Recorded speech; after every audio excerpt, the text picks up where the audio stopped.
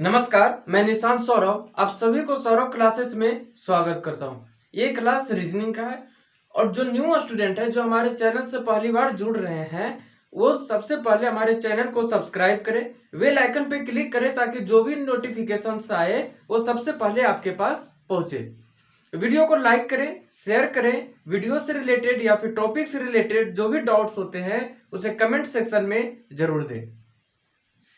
मैंने टॉपिक का स्टार्ट किया था अल्फा न्यूमेरिक सैम्पलिंग सीरीज।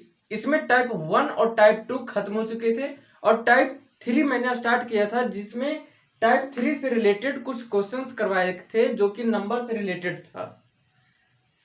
तो जितने भी वीडियो मैंने पीछे करवा चुके हैं अल्फा न्यूमेरिक सैम्पलिंग सीरीज का, इन सभी वीडियो का लिंक मैं इस वीडियो के डिस्क्रिप्शन में डाल दूंगा। मैं इसी टॉपिक को आगे बढ़ाता हूं। इसमें मैं आज अल्फाबेट से रिलेटेड क्वेश्चंस करवा रहा हूं टाइप 3 में। तो ध्यान रखिए कि इस टॉपिक को क्वेश्चन स्टार्ट करने से पहले इसमें कुछ चीजें हैं जिसे मैं डिस्कस करना चाहता हूं आप लोगों के साथ। इसमें आप लोग जो भी लेटर्स होते हैं इंग्लिश अल्फाबेट, जितने भी लेटर्स हैं उन सभी के पोजीशंस कि कौन सा लेटर किस पोजीशन पे है, ए की तरफ से भी और जेड की तरफ से भी दोनों याद होना चाहिए। और प्लस इसमें एक चीज और ध्यान रखना होगा कि कौन सा लेटर किस लेटर के ऑपोजिट में है। ये चीजें भी आप लोगों को ध्यान रखना होगा और ये चीजें केवल अल्फा न्यूमेरिक सैम्पलिंग सीरीज में ही काम नहीं देगा, ये आपको कोडिंग डिकोडिंग इसके बाद फिर सीरीज, ये 3 टॉपिक में इसका यूज किया जाता है। तो हम उसे आगे बढ़ाते हैं। तो इसे हम जब आगे बढ़ा रहे हैं तो देखिए हम सबसे पहले इंग्लिश अल्फाबेट, इंग्लिश में जितने भी अल्फाबेट होते हैं उन सभी के पोजीशंस को मैं लिख रहा हूं। A B C D E F G H I J K L M N O P Q R S T U V W X Y and Z, ये होते हैं। तो इसमें इस तरह से लिखने का कारण है कि इससे पता चल रहा है कि कौन सा लेटर किसके अपोजिट में है। इसे याद करने के लिए आप किसी वर्ड से भी रिलेट कर सकते हैं। जैसे ई का अपोजिट भी है, इवेंट से याद रखिए। डी डब्ल्यू है, डाउन कर लीजिए। जीटी है, जीटी रोड कर लीजिए। तो इस तरह से जो भी वर्ड आपको याद करने में आसानी हो उससे इन चीजों को रिलेट कर सकते हैं, या फिर वर्ड से, या फिर कोई फनी वर्ड जिससे आप लोगों को याद रहे, रटने की आवश्यकता नहीं पड़े। इसे अब हम नंबरिंग जब हम करते हैं तो इसमें देखिए क्या है कि हम सबसे पहले इसमें जो नंबरिंग हम कर रहे हैं वो पहले ए की तरफ से कर रहे हैं और सेकंड जो नंबरिंग होगा वो होगा जेड की तरफ से। तो दोनों तरफ से आपको नंबरिंग याद करना होगा, एक तो ए की तरफ से और सेकंड जेड की तरफ से, क्योंकि क्वेश्चन में दोनों की तरफ से पोजीशंस से रिलेटेड क्वेश्चंस पूछे जाते हैं, चाहे वो पीओ हो, क्लर्क हो, किसी भी बैंक, आईबीपीएस, एसबीआई, आरबीआई। इसके बाद फिर जो इंश्योरेंस एग्जाम होते हैं, एलआईसी का होता है या फिर एफसीआई का होता है, तो इन सभी में क्वेश्चंस उठते हैं। तो इसमें हम नंबरिंग करते हैं। तो इसमें देखिए पहले हम ए की तरफ से स्टार्ट कर रहे हैं। तो इसमें क्या है, ए आ जाएगा 1 पोजीशन पे, 2 3 4 5 6 7 8 9 10 11 12 13। इसमें एक चीज ध्यान रखिएगा कि जिस नंबर पे, जिस पोजीशन पे एम खत्म हो रहा है उसके नेक्स्ट से हम एन से स्टार्ट करेंगे। तो 13 पे एम खत्म हुआ है तो एन को स्टार्ट करेंगे हम 14 से। 14 15 16 17 18 19 20 21 22 23 24 25 एंड 26। इस तरह से आपको पोजीशन को ध्यान रखना होगा। और अगर हम सेकेंड काउंटिंग की बात करते हैं जेड की तरफ से, तो जिस तरह से हम ए की तरफ से 1 से स्टार्ट किए हैं उसी तरह से हम जेड की तरफ से भी 1 से स्टार्ट करेंगे। यहां भी हम 1 से स्टार्ट कर रहे हैं, तो 1 2 3 4 5 6 7 8 9 10 11 12 13। अब जिस पोजीशन पे एम खत्म हुआ है उसके नेक्स्ट पोजीशन से हम एम से काउंटिंग करेंगे। तो यहां पे क्या हो जाएगा 14 15 16 17 18 19 20। 21 22 23 24 25 एंड 26। इसके साथ साथ एक तो ए की तरफ से काउंटिंग आपको याद करना होगा 1 2 3 4 इस तरह से जेड 26, और दूसरा जेड की तरफ से आपको याद करना होगा जेड 1 पोजीशन पे तो वाई 2 पोजीशन पे एक्स 3 पोजीशन पे, इसी तरह से 26 ए पोजीशन 26 के पोजीशन पे। तो दोनों तरफ से आपको याद करने की आवश्यकता है। इसके साथ साथ यहाँ पे आपको अपोजिट लेटर्स भी याद करना होगा। तो अपोजिट लेटर याद करने के लिए सबसे पहले एक चीज मैं आपको बता देता हूं, उसे नोट कर लीजिए कि जो अपोजिट लेटर्स हैं उसे याद करने के लिए तरीके देखिए यहाँ पे कि कोई भी अपोजिट लेटर को उठाइए, कोई भी अपोजिट लेटर को उठाइए तो उसका सम हमेशा 27 के इक्वल होता है। तो एक चीज ध्यान रखिएगा कि सम ऑफ अपोजिट लेटर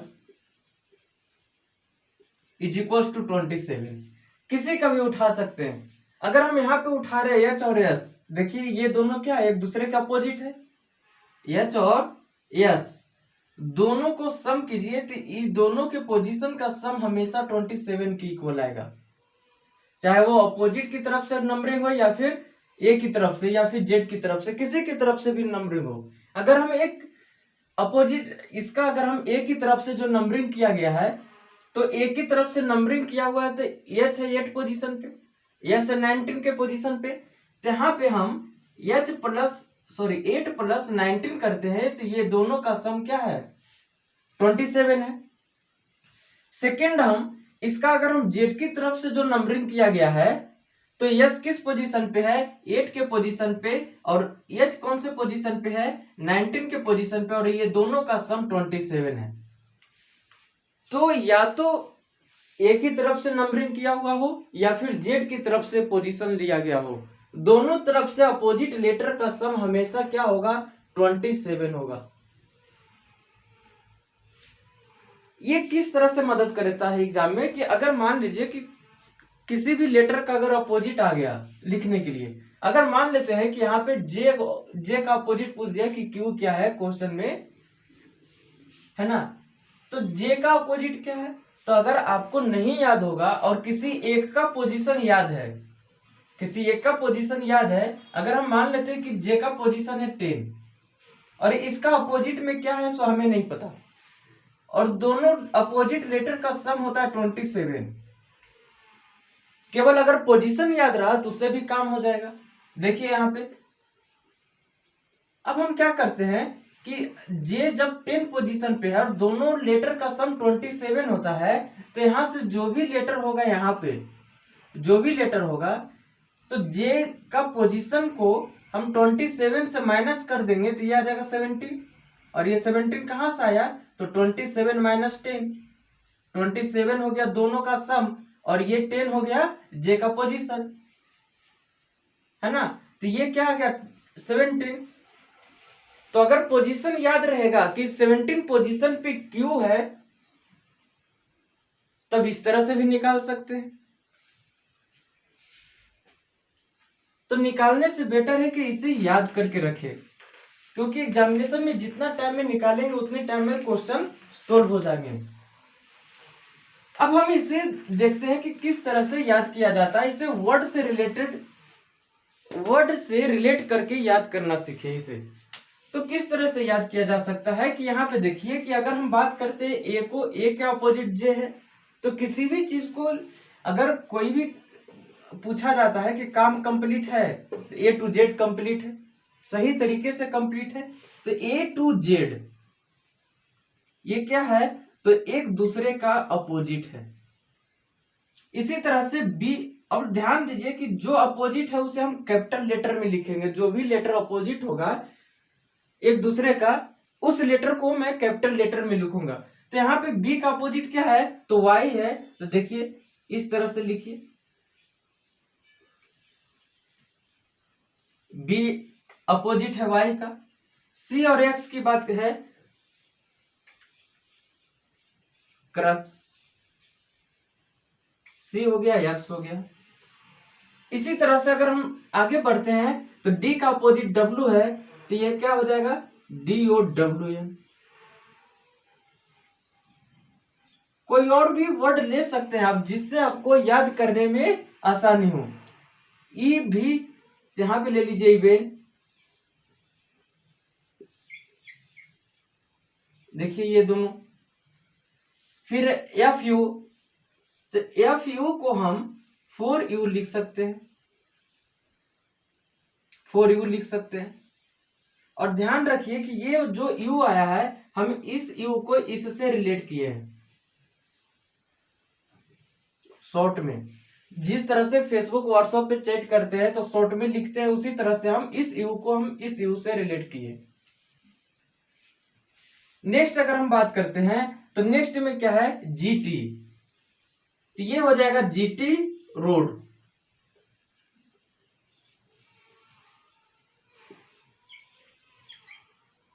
इसके बाद HS है, तो यहां पे हो जाएगा हाउस।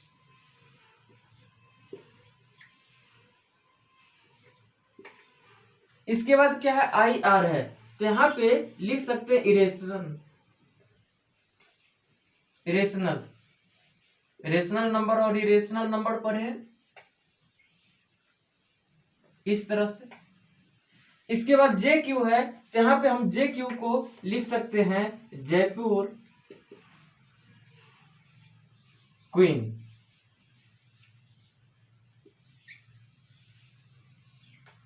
देखिए यहां पे एक दूसरे का अपोजिट है। फिर नेक्स्ट अगर हम आगे बढ़ते हैं तो ये क्या है, KP है, तो एक शो आता था कपिल शर्मा शो, उसी से रिलेट कीजिए कपिल, KP। इसके बाद LO है, तो LOW, ये सभी क्या है, एक दूसरे के अपोजिट लेटर हैं। MN है, तो इसको मैन से रिलेट कर दीजिए। इस तरह से इसे याद करने में मदद कर सकता है। कोई और भी वर्ड हो, फनी वर्ड हो तो ज्यादा बेटर है, जो कि आप लोगों को एक फनी वे में इसे याद करिए तो और भी ज्यादा याद करने की आवश्यकता नहीं पड़ती है, रटने की आवश्यकता नहीं पड़ेगी आप लोगों को। तो ध्यान रखिए, एक तो आपको याद करना होगा एक ही तरफ से जो पोजीशन लिया गया है जेड तक, और दूसरा जो जेड से पोजीशन लिया गया है ए तक, वो दोनों तरफ से, और तीसरी चीज कि अपोजिट लेटर्स। ये तीनों याद होना चाहिए, तभी आप इसमें क्वेश्चन बन सकते हैं। हो सकता है कि पूछ दे कि अपोजिट लेटर की कोई वर्ड दे देगा और ये पूछेगा कि जेड की तरफ से एक फ्रॉम जेड टू ए, अगर इसे सीरियल नंबर से पोजीशन लिख कर सम किया जाए तो उसका सम क्या होगा, या फिर पूछ देगा कि इसका अपोजिट लेटर क्या है। तो इन चीजों को ध्यान रखना होगा। तो हम इसी से रिलेटेड हम क्वेश्चन को लेकर हम आगे बढ़ते हैं, और जितने भी क्वेश्चंस आपको करवाए जा रहे हैं सभी एग्जामिनेशन बेस्ड है, या फिर सभी एग्जामिनेशन में पूछे गए क्वेश्चन है। तो हम इसे लेकर आगे बढ़ रहे हैं।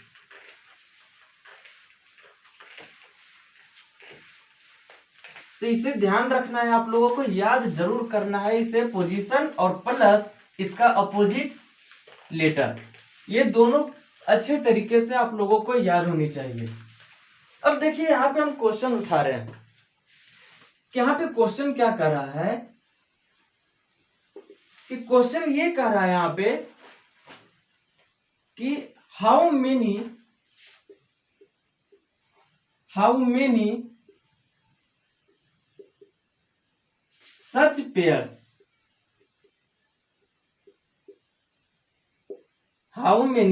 such pairs of letters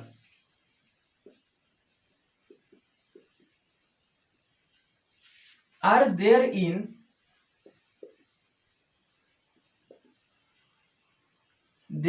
the word miserable. miserable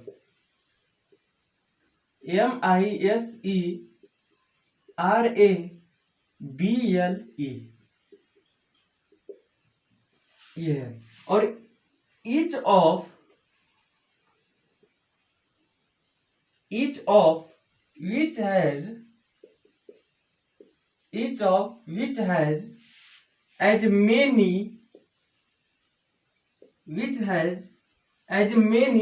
letters between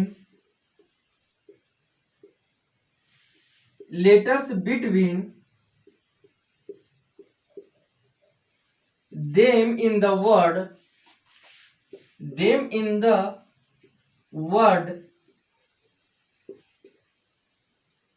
as they have in the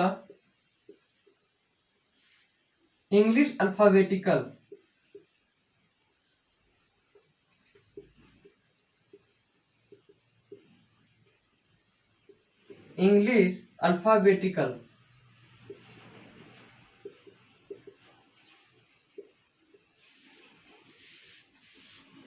Alphabetical series from both forward and backward. From both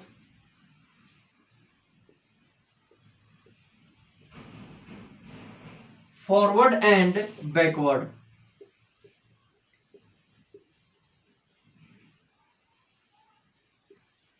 Option A 2, option B 3, option C 4, option D 1 and option E none of these.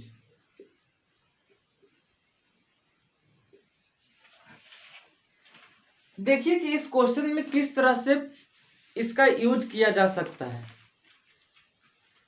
अगर हम position को याद होगा तो इस type के question को बनाने में और भी मदद होते हैं। इसमें देखिए कि क्या कह रहा है, इसमें कह रहा है कि हाउ मेनी सच पेयर्स, ऐसे कितने पेयर्स हैं लेटर्स के ऐसे कितने पेयर होंगे कि are there in the word, इस वर्ड में, और वो वर्ड है मिसरेबल, miserable। इस वर्ड में ऐसे कितने लेटर्स के पेयर होंगे कि each of which has as many letters between them in the word as they have in the English alphabetical series from both forward and backward। इस question में ये कह रहा है कि जितने भी लेटर्स इसमें हैं इस वर्ड में, इस वर्ड को अगर हम ये वर्ड लिखते हैं मिसरेबल, miserable,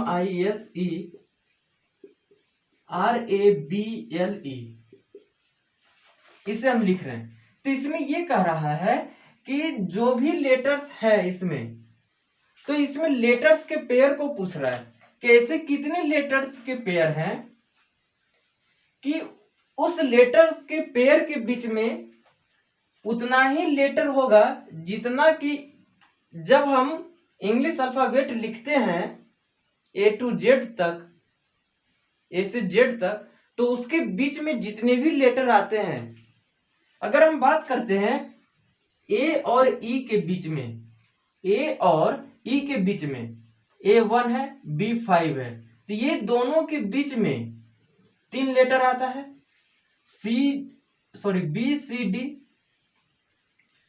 तो जितना इंग्लिश अल्फाबेट लिखते हैं, लिखते समय जितना लेटर ये दोनों के बीच में आता है उतना ही लेटर यहाँ पे ए और ई के बीच में आ रहा है कि नहीं, ये कह रहा है इसमें। अब देखिए कि इसको समझने के लिए अगर हम बात करते हैं तो सबसे पहले आपको बनाने के लिए, इस क्वेश्चन को बनाने के लिए फॉरवर्ड और बैकवर्ड पता होना चाहिए कि फॉरवर्ड किस तरफ होगा और बैकवर्ड किस तरफ होगा। अगर हम यहाँ पे फॉरवर्ड की बात करते हैं तो ये साइड हो जाएगा फॉरवर्ड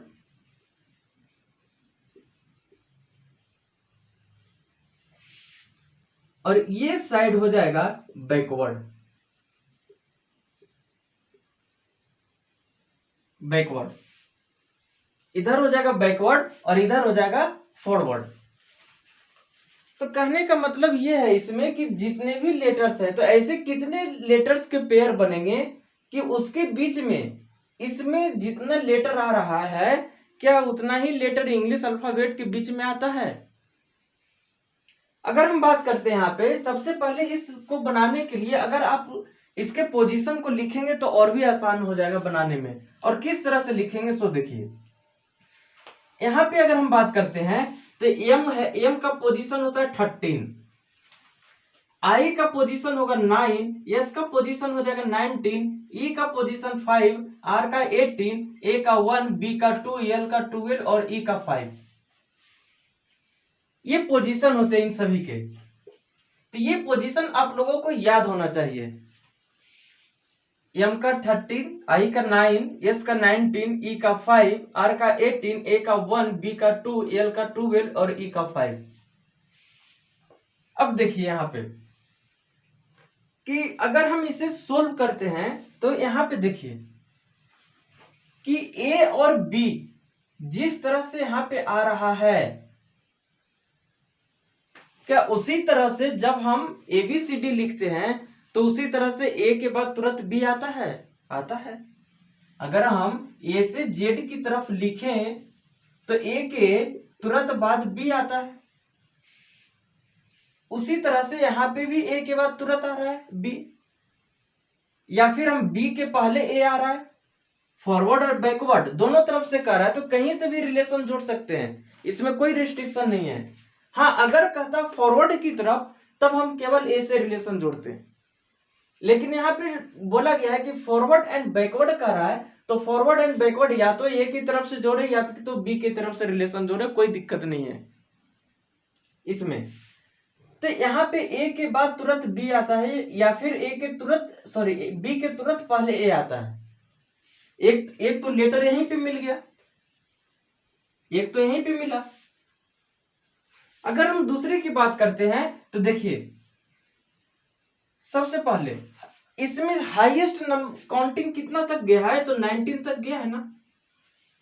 तो हमें जब हम काउंट करेंगे तो ध्यान रखिएगा कि जो भी हाईएस्ट इसमें नंबर लिखा हुआ होगा, position, highest number of position, हमें उसके आगे नहीं बढ़ना होगा। अब आगे नहीं बढ़ने का मतलब अगर हम यहाँ पे यम का पोजीशन 13 लिखा गया है और हम काउंटिंग करते हैं यहां से कि यम और किसी और लेटर के बीच में क्या कोई वर्ड आ रहा है, हमें पता करना होगा। तो अगर हम यहां से बढ़ते अगर अच्छा यम के बैकवर्ड में कोई लेटर नहीं है तो हमें बढ़ना होगा फॉरवर्ड की तरफ। तो यम से हम फॉरवर्ड की तरफ आगे बढ़ रहे हैं तो देखिए क्या होता है 13, 14, 15, 16, 17, 18, 19। अब आगे बढ़ने से कोई मतलब नहीं है, 20 और 21 करने का कोई मतलब नहीं है ना। अच्छा, इसके बाद यहाँ पे आई है, आई का पोजीशन 9 है तो 9 या फिर कोई और पोजीशन के बीच में, आई और किसी और लेटर के पोजीशन के बीच में उतना ही लेटर आता है, उतना ही लेटर है जितना इंग्लिश अल्फाबेट में आता है आई और किसी और लेटर के बीच में। तो यहाँ पे अगर हम देखते हैं तो 9 है तो इधर बढ़ेंगे तो तुरंत 13 है इमीडिएट, तो ये तो नहीं होगा आई के तुरंत बाद तुरंत बैकवर्ड में। अगर हम इसके फॉरवर्ड की तरफ बढ़ते हैं तो 9, 10, 11, 12, 13, 14, 15, 16 नहीं है, यहां भी नहीं होगा। अब यहाँ पे 1 है और यहाँ 2 है और यहाँ 5 है तो 1, 2, 3, 4 यहां भी नहीं होगा। अगर 2 से बात करते हैं तो 2, 3, 4 यहां भी नहीं होगा। अब कोई और बन रहा है पोजीशन यहाँ पे, अगर आप लोग गौर करेंगे तो देखिए यहाँ पे 2 से अगर हम फॉरवर्ड की तरफ गए तो नहीं मिला, क्योंकि 2 के बाद 3 और 3 के बाद 4 होगा, है ना। अगर B के बाद C होता है तो C के बाद D होगा, तो यहाँ पे नहीं होगा, है ना, क्योंकि यहाँ पे क्या है, E है। E जो 5 नंबर पे आता है, और D करते हैं तो D आता है 4 नंबर पे, तो D तो यहाँ पे नहीं है। अगर हम बैकवर्ड की तरफ बढ़ते हैं, 2 से बैकवर्ड की तरफ बढ़ते हैं तो यहाँ पे 2 है, तो 3 4 5, देखिए यहाँ पे मिल गया। या फिर इसी से इधर जाते हैं तो 5 4 3 2, यहाँ पे मिला, ये दूसरा हो गया। इसके बाद और कहीं बन रहा है लेटर पोजीशन, इसके बाद कहीं और बन रहा है यहाँ पे, देखिए क्या कर रहे हैं यहाँ पे 13, यहाँ पे है 5। अगर हम यहां से इधर काउंटिंग करें, ये जो ई का पोजीशन है, तो ई से अगर हम बैकवर्ड की तरफ काउंटिंग करें तब कहीं इसका रिलेशन बन सकता है। देखिए 5 6 7 8 9 10 11 12, 5 6 7 8 5 6 7 8 9 10 11 12, कहीं गलती तो नहीं होगी।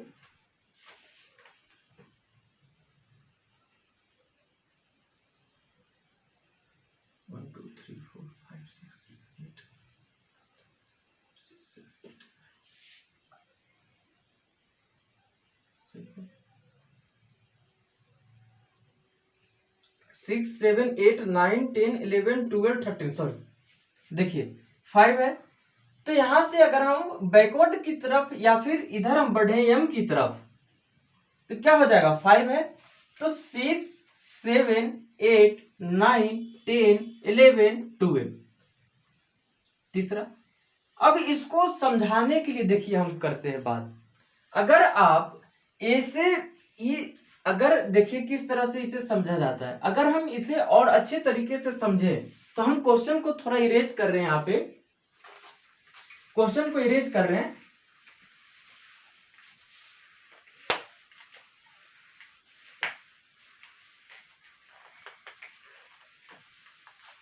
देखिए अगर हम यहाँ पे ABCD लिखते हैं, ABCDEFGHIJKLMNOPQRSTUVWXYZ, इस तरह से लिखा गया है।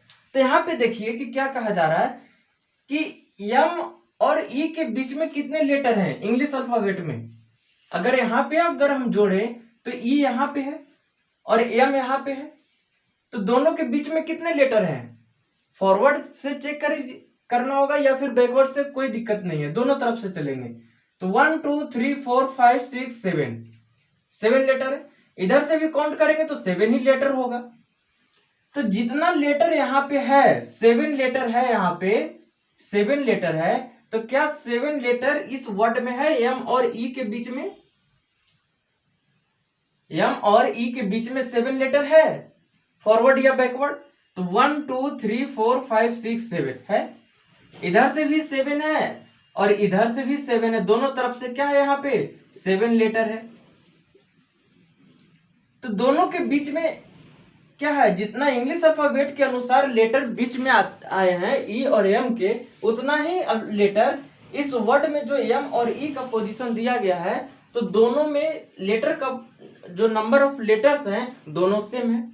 तो क्वेश्चन में वही कह रहा था कि जो ये वर्ड दिया गया है तो इस वर्ड में इसे कितने पेयर होंगे, पेयर मीन्स जोड़ा, पेयर मीन्स जोड़ा, जो हमेशा टू के फॉर्म में होता है, हमेशा कम से कम 2 होगा पेयर में, है ना। तो एक तो एम और ई है। अब यहाँ पे बात करते हैं ई और बी का।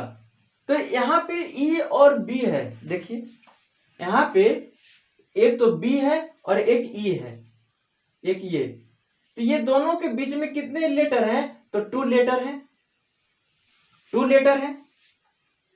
तो यहाँ भी दो लेटर है, देखिए ये ई और ये बी के बीच में दो लेटर यहाँ भी है, दो लेटर ए और बी के बीच में यहाँ भी है और दो लेटर यहाँ भी है। या फिर फॉरवर्ड इधर से चेक कीजिए या फिर इधर से चेक कीजिए, किसी की तरफ से दो लेटर यहाँ भी है, दो लेटर यहाँ भी है, ए और बी सॉरी ई और बी के बीच में, एम और ई के बीच में कितने लेटर हैं, तो 7 लेटर यहाँ पे भी हैं, तो 7 लेटर यहाँ पे भी है। एक दूसरा क्या है यहाँ पे ए और बी, ए और बी, ए के तुरंत बाद बी है या फिर बी के तुरंत पहले ए है, तो यहाँ भी ए के तुरंत बाद बी है और बी के तुरंत पहले ए है। तो क्वेश्चन में यही कह रहा था कि ऐसे कितने इस वर्ड में लेटर्स के पेयर हैं जो कि जिस तरह से इंग्लिश अल्फाबेट में, जिस तरह से इंग्लिश के अल्फाबेट में जितने भी इस पेयर के बीच में जितने लेटर्स आते हैं उतना ही लेटर्स यहाँ पे उसी लेटर के, उसी दो लेटर के बीच में आते हैं। तो क्वेश्चन में जो कहा गया है उसके अनुसार अगर हम सोल्व किए हैं तो एक तो हो गया एम और ये ई हो गया, दूसरा हो गया ये ई और ये बी, और तीसरा हो गया ए और बी। तो ऐसे कितने थे, तो यहाँ पे जब हम ऑप्शन यहाँ पे लिखे थे तो ऑप्शन में क्या क्या था, तो देखिए यहाँ पे अगर इसके क्वेश्चन के ऑप्शन में देखे तो इसके ऑप्शन में क्या था, ऑप्शन ए 2 था, ऑप्शन बी 3 था, ऑप्शन सी क्या था, तो 4 था, ऑप्शन डी 1 और option E none of these, none of these. तो कौन सा ऑप्शन होगा, इसमें कितने पेयर्स मिले हैं, ये तो जो एम है ये, और एक ये ई मिला है, एक ये ई मिला है, और ये बी मिला है 2, और एक ये ए बी मिला है। तो 3 पेयर ऐसे हैं, 3 पेयर मीन्स 6 लेटर होंगे, 1 2 3 सॉरी 1 2 3 4 1 2 3 4 5 एंड 6। तो 3 पेयर, हाँ 1 2, एक तो यहाँ पे एक ये ई और एम और एक ये ई, तो 3 पेयर ऐसे बने हैं। बी को 2 बार काउंट किया गया, एक तो यहां से ए से, एक तो ए के साथ हो रहा है और एक बी हो रहा है यहाँ पे ई के साथ, तो बी को 2 बार काउंट किया गया।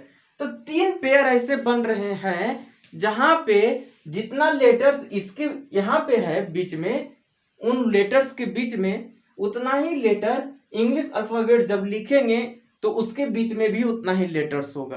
तो कौन सा ऑप्शन होगा, ऑप्शन नंबर बी। तो इस तरह से क्वेश्चंस पूछे जाते हैं एग्जामिनेशन में। तो जब आप उस वर्ड के जितने भी लेटर्स हैं उसके अगर पोजीशन को लिख देते हैं तो क्या होता है कि पोजीशन जब लिखेंगे तो नंबर काउंटिंग दिमाग में हमेशा बैठा हुआ होता है बचपन से, वो अपने आप इमेजिन होने लगता है, उसे आपको ज्यादा काउंटिंग करने की आवश्यकता नहीं पड़ेगी।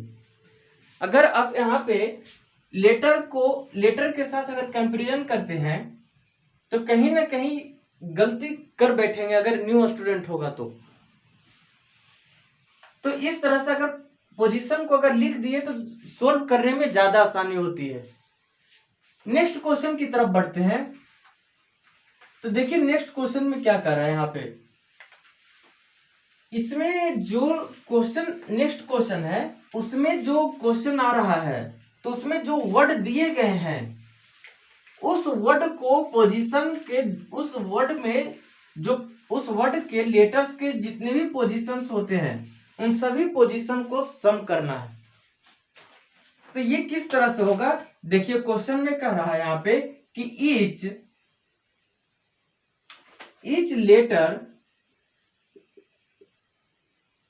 each letter of the alphabet, each letter of the alphabet from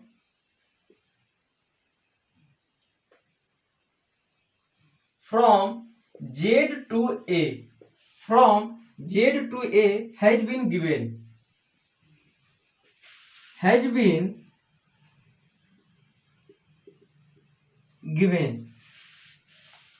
a value from a value from 1 to 26 serially. What is the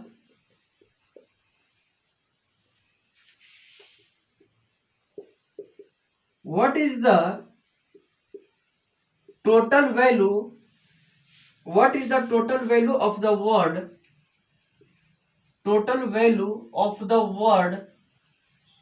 और वो वर्ड क्या है? तो कॉन्सिक्वेंस है।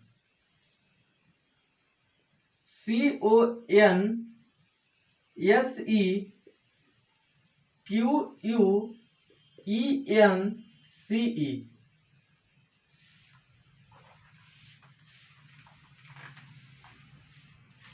इधर लिख देते हैं CONSEQUENCE ये है।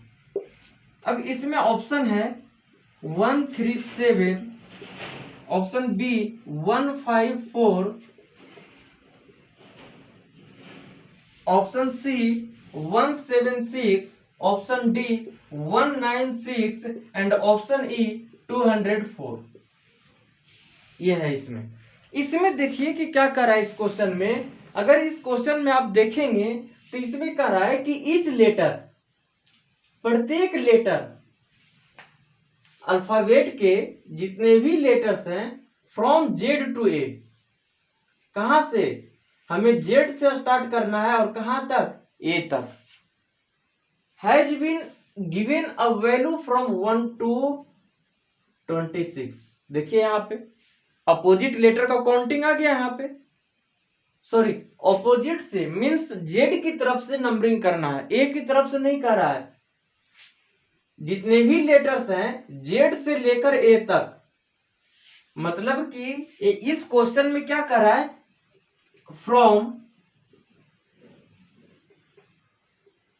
From A to Z, from A to Z. यहां पे ये नहीं कर रहा है। इस क्वेश्चन में क्या कर रहा है? तो इस क्वेश्चन में कर रहा है यहाँ पे जो हम काउंटिंग करेंगे, लेटर लिखेंगे, वो कहां से होगा? फ्रॉम जेड टू ए। यही कर रहा है इस क्वेश्चन में। जहां अगर इसमें इस क्वेश्चन में अगर जहां सीधे तरीके से उसके पोजीशन को लिखकर सम किए तो वो क्या हो जाएगा? गलत हो जाएगा। हमें किस तरफ से सम करना है? सम करना है हमें जेड की तरफ से, और कहां तक? ए तक। जो ये लेटर दिए गए हैं इस वर्ड में, जितने भी लेटर दिए गए हैं उन सभी लेटर के पोजीशन को लिखना होगा। लेकिन पोजीशन लिखेंगे तो किस तरफ से? जेड की तरफ से हमें काउंटिंग करते हुए चलनी है, ए की तरफ से नहीं। तो इसमें हम इसमें काउंटिंग करके लिखते हैं। तो देखिए इसमें क्या होता है कि जो सबसे पहले यहाँ पे जो लेटर है वर्ड में उस लेटर को लिख लेना है। तो वो लेटर क्या है? यहाँ पे कॉन्सिक्वेंस है, CONSEQUENCE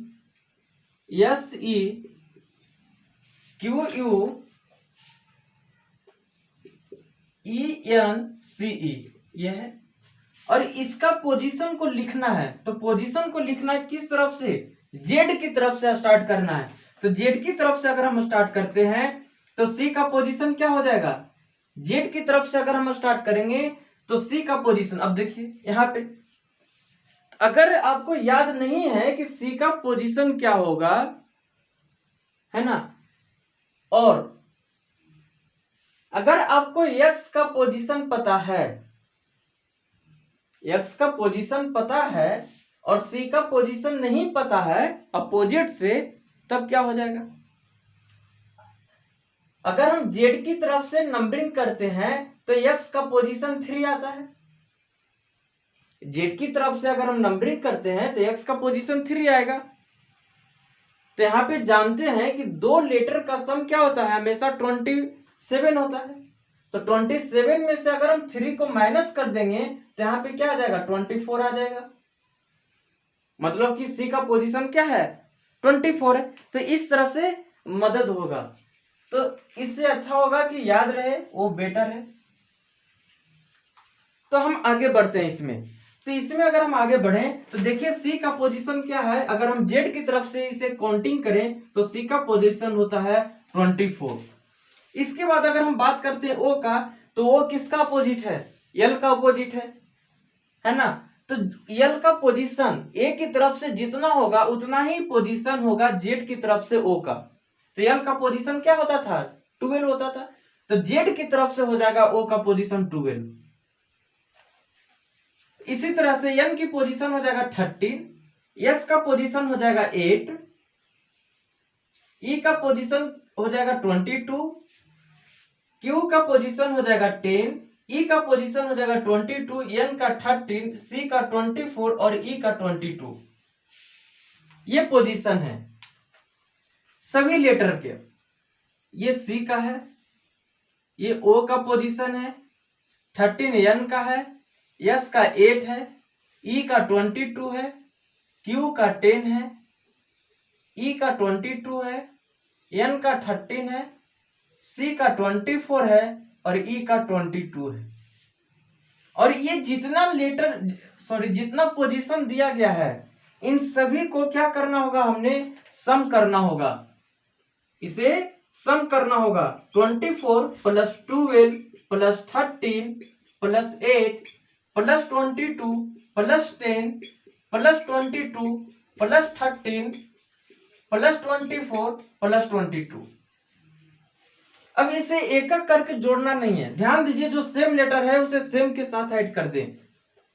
24 24 48 और प्लस 12 60, इसका सम क्या हो गया, 60 हो गया। अगर हम आगे बढ़ते हैं तो यहां पर 22 22 22, ये हो गया 66।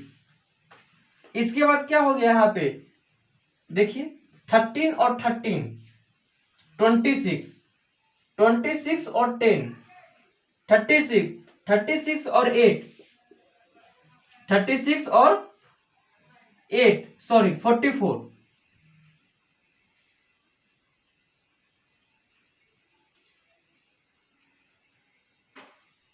13 13 26 और 26 और 8 सॉरी 34,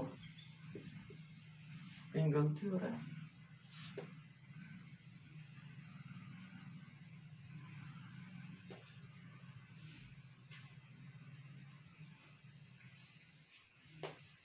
देखिए यहां पे 24 24 48 और 48 प्लस 12 60। इसके बाद यहाँ पे हम चलते 13 और 13 26 है ना, ये हो जाएगा 26 13 और 13। इसके बाद अगर हम आगे बढ़े तो यहाँ पर 8 और 22 30 और 10 40, ये हो गया 40। इसके बाद फिर अगर हम आगे बढ़े तो यहाँ पे देखिए क्या हो जाएगा, यहाँ पे ये 22 और ये 22 44,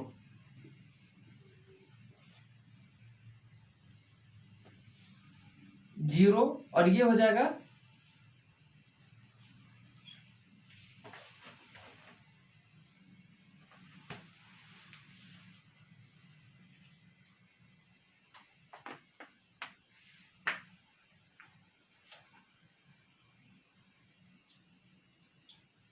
सॉरी सॉरी सॉरी सॉरी, यहाँ पे एक लेटर छूट गया है, यहाँ पे एक लेटर छूट गया है। यहाँ पे क्यू के बाद होगा, यहाँ पे जो क्यू है इसके बाद हो जाएगा यू, तो यू का पोजीशन हो जाएगा यहाँ पे 6। इसके बाद है ई, तो ई का पोजीशन हो जाएगा 22। उसके बाद है यहाँ पे एन, तो एन का पोजीशन हो जाएगा 13 और सी का पोजीशन हो जाएगा 24 और उसके बाद है ई का पोजीशन हो जाएगा 22। यहाँ पे इस तरह से एक लेटर छूट गया था यहाँ पे। तो यहाँ पे क्या होगा, और सभी लेटर को ऐड कर देना है। एक लेटर कौन सा आया यहाँ पे, तो 6 आया है, तो +6 कर दे यहाँ पे, +6। तो क्या हो जाएगा यहाँ पे हो जाएगा 6 और यहाँ पे हो जाएगा 4 4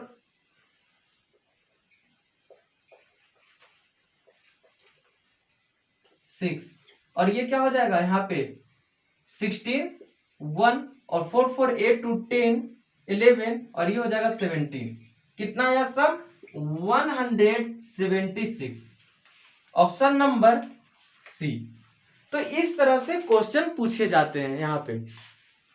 तो हो सकता है कि यहाँ पे जेड की तरफ से दे दिया पोजीशन, हो सकता है कि ए की तरफ से पोजीशन दे। अब क्वेश्चन पे ये भी उठा सकता है कि ये जो वर्ड दिए गए हैं, ये जो वर्ड दिया गया है, तो इस वर्ड में जितने भी लेटर्स हैं उसके अपोजिट लेटर का सम क्या होगा, ये भी क्वेश्चन में उठा सकता है। तो एग्जामिनर किसी तरह से भी क्वेश्चन को उठा सकता है। तो ध्यान दीजिए, आपको लैंग्वेज को पकड़ना है, जितने भी लेटर्स हैं उसको उसके पोजीशन को याद करना होगा, ए की तरफ से भी और जेड की तरफ से भी, और उसके अपोजिट लेटर्स को भी याद करना होगा। तो मिलते हैं नेक्स्ट वीडियो में। जो न्यू स्टूडेंट हैं, जो हमारे चैनल पे पहली बार जुड़ रहे हैं हमारे चैनल से, वो सबसे पहले हमारे चैनल को सब्सक्राइब करें, बेल आइकन पे क्लिक करें ताकि जो भी न्यू वीडियो आए उन सभी का नोटिफिकेशन आपके पास पहुंचे। वीडियो को लाइक करें, शेयर करें, और जो भी डाउट्स होते हैं वीडियो से रिलेटेड या फिर टॉपिक से रिलेटेड उसे कमेंट सेक्शन में जरूर दें। मिलते हैं नेक्स्ट वीडियो में। Thank you. जय हिंद।